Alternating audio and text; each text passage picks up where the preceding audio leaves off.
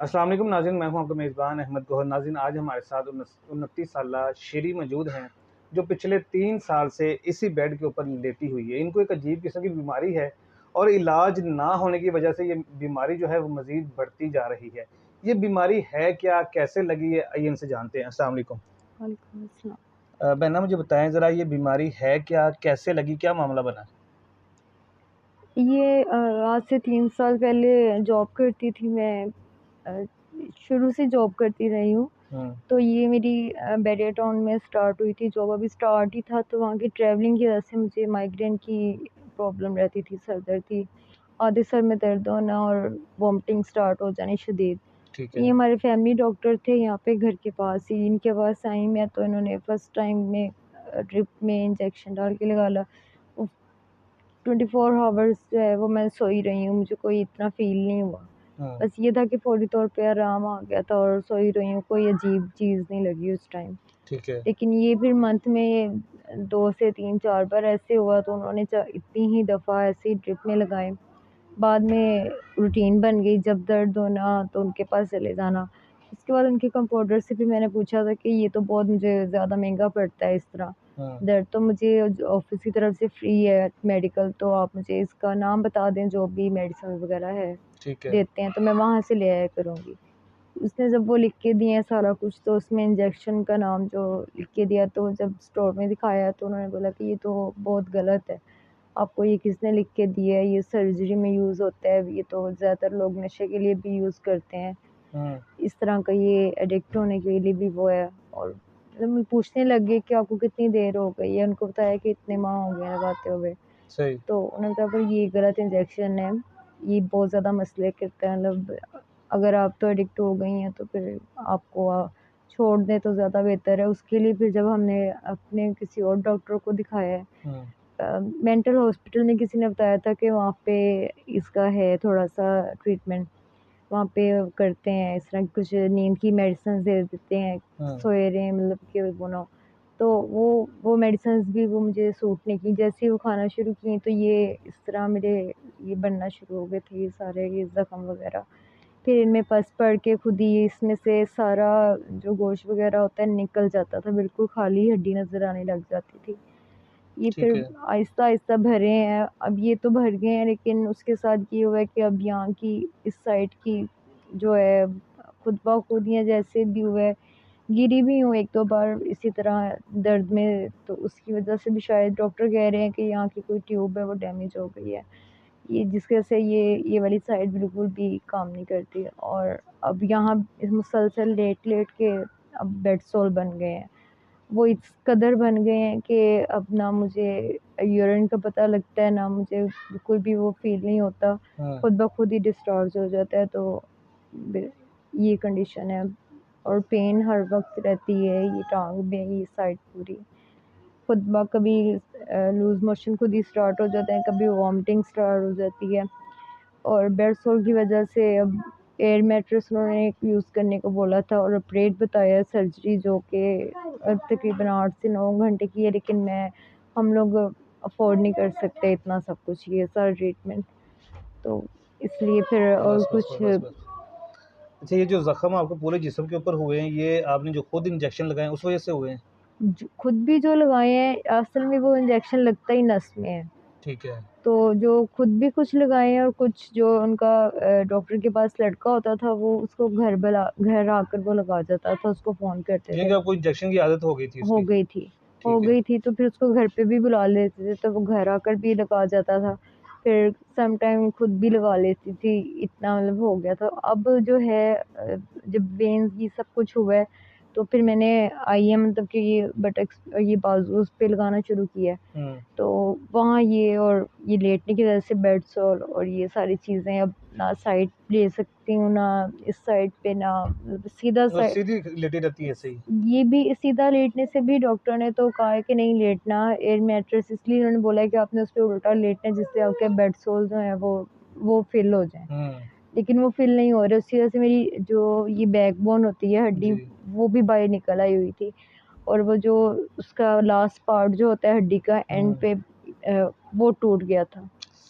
वो टूट-टूट के बिखर निकलने लग गया था, थोड़ा-थोड़ा सा निकलना शुरू हो गया था वो टूट-टूट के।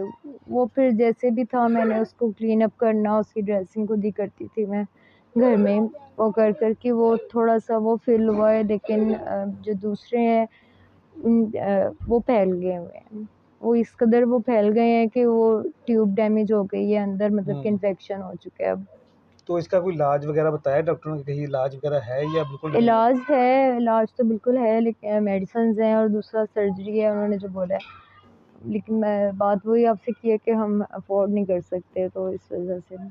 तो जैसे आप बता रहे हैं कि डॉक्टर ने बोला कि एयर मैट्रेस आपके पास होना चाहिए, तो आप चारपाई पे लेटी रहिए, इसका मज़ीद ख़राब हो जाएगा आपका इस तरह। तो एयर मैट्रेस नहीं ले सकते ना हम, इसलिए फिर ऐसे फिर लेटे हुए हैं। अच्छा, अभी या मेडिसिन भी नहीं है और एयर मैट्रेस लेने के भी पैसे नहीं है आपके पास? मेरे हस्बैंड जो हैं वो करते हैं ये बुटीक का काम, सिलने सितारे का अड्डे का काम जो होता है वो दिहाड़ी पे होता है।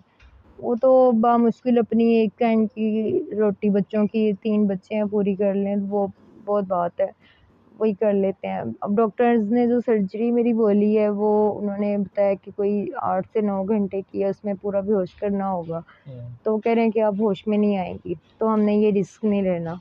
सही। तो उससे पहले अपनी डाइट सही करके आएँ, तो फिर हम तो ये डाइट का तो यहाँ पे कोई ऐसा यानी कि सवाल आपकी नहीं है। मतलब जिस्म में जान नहीं है, सेहत नहीं है इतनी कि वो ऑपरेशन कर सकें। ना जी, बिल्कुल ब्लड भी नहीं था, ब्लड तो फिर रेंज करवा के ब्लड की तो 2। चलें, ये तो ख़ैर बाद की बात है ना, ऑपरेशन वगैरह और सर्जरी वगैरह तो बाद की बात है ना। अभी पैसे होंगे तो फिर ज़ाहिर है फिर ही सारा कुछ होगा ना। उससे पहले तो ये ऐसे ही हूँ, वो मज़ीद मैं बढ़ती जाऊँगी। यही बोला था डॉक्टर ने कि जितना जल्दी हो सकता है करवा लेंगे तो बेहतर है, नहीं तो मज़ीद मज़ीद बढ़ता बढ़ता जाएगा। जाएगा। जैसे गुर्दे हैं, उन्होंने बोला था कि उनमें इन्फेक्शन जा रहा है। कितना अब खर्चा बताया डॉक्टरों ने, कितना पैसा लगेगा और तो ये आपका इलाज हो जाएगा? सर्जरी में तो उन्होंने ये तकरीबन कोई 3 से 4 लाख का बताया था, और जो है मेडिसिन्स का रूटीन का जो मुझे उन्होंने दी हुई हैं, वो उसका कोई आप लगा लें कोई 30 या 40,000 होगा मंथली, इतना। लेकिन हम लोग तो बिल्कुल वो नहीं करते हैं, मैं तो 2 या 3 दिन बाद मुश्किल से 1 टाइम की मेडिसिन मंगवा सकती हूँ, वही मंगवाती हूँ। और बहना मुझे बताएँ कि ज़ाहिर है कि इस तरह के पेशेंट को सँभालना भी बड़ा मुश्किल है, फिर बच्चे भी छोटे हैं, तो कैसे गुज़ारा होता है? कौन सँभालता है आपको? मुश्किल सवाल है, इसके लिए ये है कि मेरी मदर भी नहीं है और इधर सास भी नहीं है, नंद भी नहीं है, कोई ऐसा सिस्टम नहीं है। तो देवरानी है, जेठानी है, वो सब अपना करने वाले हैं। मतलब अगर यहाँ पड़ी बेहोश होके मर भी जाऊँगी तो उनको नहीं पता चलेगा किसी को, ये कंडीशन है। अब घर की बात कर रही हूँ मैं। तो मेरी बच्ची है एक बड़ी वाली जो है वो नॉर्मल है, टोटली नॉर्मल है, ना वो बोल सकती है, उसको कुछ वो नहीं है। उसको भी वही सँभालती है और मुझे भी वही सँभालती है। उसकी एज 12 साल है अभी। उससे छोटा बेटा है 8 साल का, वो ये आप देख रहे हैं, इसका भी थोड़ा-सा मसला है, ये भी थोड़ा-सा नॉर्मल है। तो इनको भी वही देखती है घर के। स्कूल जाती थी, छुड़वा दिया, नर्सरी प्रेप करवाई है, उसके बाद मेरी वज़ह से स्कूल भी नहीं जा सकती वो। जिस तरह के हालात चल रहे हैं, जैसे आप बता रही हैं कि इलाज ना होने की वजह से जो है ना मज़ीद बढ़ता जा रहा है, ये पूरे जिस्म के ऊपर फैलती जा रही है ये। और ज़ाहिर हस्बैंड भी उतना नहीं कमाते हैं कि प्रॉपर इलाज करवा सकें अपना। उम्मीद है आपको कि कभी आपका इलाज हो सकेगा, आप ठीक हो जाएँगी? उम्मीद पहले तो छोड़ दी थी, अब जैसे-जैसे डॉक्टर बताते हैं वैसे उम्मीद तो होती है, लेकिन अपने हालात देखते हुए फिर उम्मीद नहीं हो लगती। अपने घर के और उसमें देखते हुए तो फिर उम्मीद नज़र नहीं आती कि ठीक हो सकती हूँ या नहीं। कभी अल्लाह पाक से गिला करती हैं कि अल्लाह पाक ने मुझे किस बीमारी में डाल दिया? नहीं, अल्लाह पाक से तो गिला नहीं करती, डॉक्टर को ही उसको ही कहती हूँ कि उसको पूछा, उसको हमने बात की थी डॉक्टर से, क्या आपने एक एक जिन आपको जब पता है कि ये कि चीज़ एक इंजेक्शन है, ये नॉर्मली एक माइग्रेन पेन है, इसके लिए आप कोई भी डोज़ दे सकते हैं। आप इतनी हेवी डोज़ क्यों दे रहे हैं? जब जितने भी हॉस्पिटल्स में गए हैं, जब भी पेन हुई है, जो भी तबीयत अब जब ख़राब हुई है, जाते हैं, तो अब ये कंडीशन है कि अब वो वेन नहीं मिलती, वो मुझे अब ड्रिप किसी किस्म की मेडिसिन भी नहीं दे सकते। ऑपरेट के लिए भी वो मुझे कहीं कोई सुई नहीं लगा सकते, कोई नस नहीं है। सब ब्लॉक हैं, सब बंद हो चुकी हैं। यहाँ तक कि गर्दन में लगाते रहे हैं वो भी बंद हो गई हैं। वहाँ तो पर जो भी नहीं है। इंजेक्शन लगता था आपको, वो भी लग रहा है कि अभी बंद हो गया वो? वो लगता है। वो लगता है। 1 दिन बाद या लेकिन वो है डॉक्टर ने अब कहा है कि अब जो हमने आपको लगाना है एंड मतलब कि दर्द जब इंसान की बहुत ज़्यादा हद बढ़ से बढ़ जाए हम्म। तो हम लगाते हैं लास्ट में। किस टाइप की पेन होती है कि मतलब कोई क्या फीलिंग होती है उस वक्त? बहुत शदीद होती है, अभी भी हो रही है ये इस तरह, ये कंधों में स्टार्ट हो जाती है, ये टांग ये अकड़ हो गई है, इस तरह इसमें दर्द शुरू हो गई है, सर में दर्द है, आंखों में दर्द है, ये यहाँ ये सारे ये बेड सोल्स में दर्द स्टार्ट हो गई। ये या नॉर्मली जब मुझे लूज मोशन लगे हों, वॉमिटिंग स्टार्ट हो, इसके लिए भी हॉस्पिटल जाएं तो भी अब नस नहीं मिलती, तो वो लगा लगा के सुइयाँ कभी कहीं ट्राई करते करते वो थक जाती हैं लेकिन नहीं होता। तो मेडिसिन उस वो ही हैं खा खा के वो फिर अब मैदा कहती हैं कि आपका वो भी खराब हो चुका है उसमें भी। तो अब इलाज कैसे होगा? जैसे बता रही कि डॉक्टर कहते हैं कि पहले अपनी डाइट सही करें। अब डाइट सही नहीं। डाइट उन्होंने अब डाइट से मुराद है उन्होंने रोटी वगैरह और सालन बिल्कुल बंद कर दिया हुआ है। हम्म। वो तो पहले भी नहीं है लेकिन बंद उन्होंने कर दिया, और सिर्फ ये लिक्विड ये जूसेस वगैरह या फ्रूट एंड नरम गज़ा सही। तो ना यहाँ पे कोई बना के देने वाला है, ना है ही नहीं है अफोर्ड, यहाँ पे कोई ला के देने वाला ही नहीं है। तो अगर हो तो बन भी सकती है। सही। ये मुमकिन है। हाँ, मुमकिन है, अगर हो जब हो तो फिर बन भी सकता है लेकिन है नहीं। जी नाज़रीन, अभी आपने इनकी गुफ्तगू सुनी है। अब अपनी स्क्रीन पे देख रहे हैं इनके पूरे जिस्म के ऊपर जो है ना वो ज़ख्म नज़र आ रहे हैं। आपको बता रहे हैं कि जैसे पहले ये जिस्म जो है ना ये मांस जो होता है ना वो निकल जाता था, यहाँ से सिर्फ हड्डियाँ रह जाती थी, और अभी जो आस्ता आस्ता भरना शुरू हो गया है। और वो इंजेक्शन लगाने की वजह से इनका ये सारा जो है ना वो मामला ख़राब हुआ है। अभी वो बता रहे हैं कि मुझे बेड सोल भी है, और ये एक साइड की जो है ना वो टांग जो है वो बिल्कुल ही ब्रेक हो चुकी है, बिल्कुल अकड़ चुकी है, वो इनसे चला भी नहीं जाता, इसी तरह लेटी रहती हैं। और एक ट्यूब बता रही हैं जो यहाँ से वो हो गई है, फ्रैक्चर हो गई है। और सेकंड ये है कि जितनी भी वेन्स इनके जिस्म में थी वो सारी की सारी जो है ना ब्लॉक हो चुकी हैं। अब इनको ड्रिप लगानी हो या इंजेक्शन लगाना हो तो वो नामुमकिन वाली बात है। इलाज इनका मुमकिन है, सर्जरी होगी इनकी, इनका ऑपरेशन होगा, लेकिन घर के हालात इस तरह के हैं कि एक टाइम का खाना खाना भी मुश्किल हो रहा है। तो मेडिसिन ये कहाँ से लेंगे और इलाज कहाँ से करवाएंगे?